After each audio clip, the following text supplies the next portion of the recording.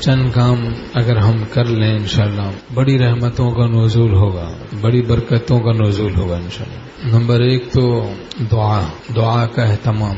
حضرت زکریا علیہ السلام کیا کہتے ہیں؟ وَلَمَّ كُمْ بِدُعَائِكَ رَبِّ شَقِيًّا، اے پروردگار آپ سے دعا کر کے میں کبھی بھی نامراد نہیں ہوا۔ حضرت حکیم الامت تھانوی رحمۃ اللہ نے فرمایا میں نے جب بھی درد دل سے دعا کی ضرور قبول ہوئی، جو قبول نہیں ہوئی درد دل میں کمی تھی۔ تو ہر چھوٹی بڑی حاجت اللہ سے مانگتے رہنا یہ ولی اللہ بننے کا ایک خفیہ راستہ ہے۔ حضرت ڈاکٹر عبداللہ صاحب رحمۃ اللہ فرماتے تھے الدعاء مخ العبادہ، دعا عبادت کا مغز ہے، مغز عبادت ہے۔ دعاؤں کا ہم اہتمام کریں، اللہ سے پکارتے رہیں۔ 2 رکعت صلاۃ حاجت پڑھ کے اللہ کو پکاریں۔ 2 رکعت پڑھنے کا وقت نہیں ہے ویسے بھی مانگتے رہیں۔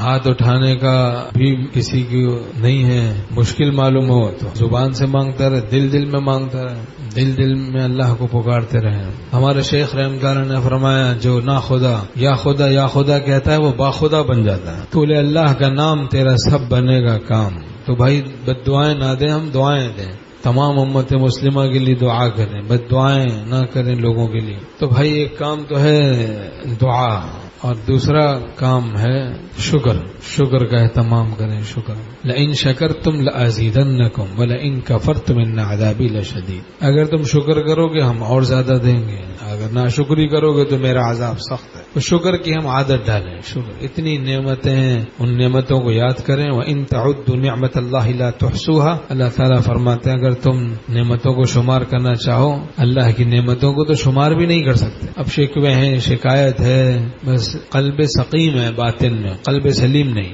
ورنہ زبان شاکر ہوتی ہمارے پاس، قلب شاکر ہوتا۔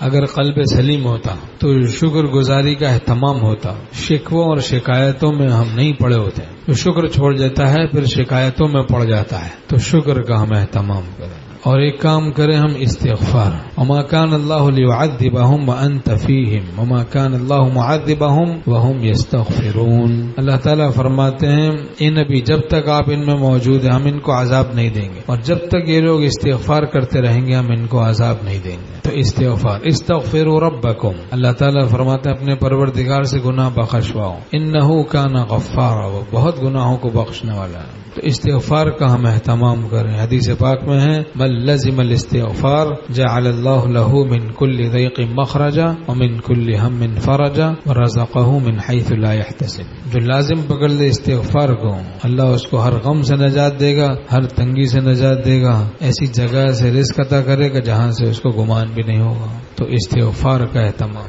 اللہ ہم سب کے سب گناہوں کو معاف فرمائے۔ تو ایک کام ہے استغفار، اللہ کے عذاب سے انشاءاللہ ہم معمول رہیں گے، محفوظ رہیں گے۔ خطاکار گنہگار تو ہیں ہی، خطائیں تو ہو ہی جاتی ہیں۔ گر مرا این بار ستاری کنے توبہ کردم منز ہر نہ کر دینی۔ معروم رحمہ اللہ کیا مناجات عرض کرتے ہیں، گر مرا این بار، اس دفعہ اگر یا اللہ تو نے مجھ کو بخش دیا، میرے عیوب پر پردہ ڈال دیا، اس دفعہ ستار العیوب ہیں آپ، غفار الذنوب ہیں، تو پھر استغفار کا اہتمام کریں، انشاءاللہ عذاب سے حفاظت ہو۔ اور ایک کام ہم کریں درود شریف کا اہتمام، 100 دفعہ روزانہ درود شریف۔ ان اللہ وملائکتہ یصلون علی النبی یا ایھا الذین آمنوا صلوا علیہ وسلموا تسلیما۔ تو یہ درود شریف قطعی قبول ہے، درد دل سے درود شریف کا اہتمام کریں، انشاءاللہ ہم بھی مقبول بن جائیں گے۔ روزانہ 100 بار درود شریف، صلی اللہ علی النبی الأمی، اللہم صل علی محمد النبی الأمی وعلی آلہ وسلم تسلیما۔ اور درود ابراہیمی، اس کا اہتمام، درود شریف کا اہتمام بہت مبارک عمل ہے۔